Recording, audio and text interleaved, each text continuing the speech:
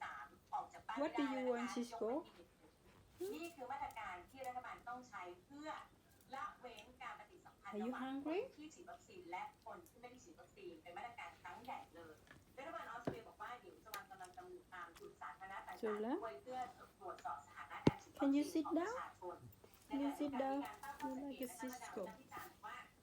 มาตรการนี้อาจจะไม่ชอบด้วยรัฐธรรมนูญและแน่นอนว่าพรรค Freedom Party ซึ่งเป็นพรรคขวาจัดนะคะก็บอกว่ามาตรการแบบนี้จะทำให้เกิดพลเมืองชั้นสองในประเทศด้วยค่ะทีนี้เรามาดูอีกหนึ่งประเทศที่นำร่องล็อกดาวน์เป็นชาติแรกยุโรปตะวันตกนะคะก็คือเนเธอร์แลนด์ค่ะใช้มาตรการที่เรียกว่าล็อกดาวน์ไลท์คือเป็นล็อกดาวน์บางส่วนเป็นเวลา3 สัปดาห์เริ่มใช้ตั้งแต่วันเสาร์ที่ผ่านมานี้แล้วเป้าหมายคือลด What do you การ want? สัมพันธ์ของผู้คน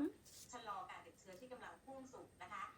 ไลท์ก็คือเบาบางแบบนั้นเช่นร้านอาหารร้านค้าก็จะต้องปิดเร็วขึ้นกว่าเดิมแล้วก็การแข่งขัน You are super fat. คนไปดูเยอะๆตอนนี้ก็ห้ามไปดูแล้ว Why you keep asking for food? มาตรการล็อกดาวน์บางส่วนกลับมาใช้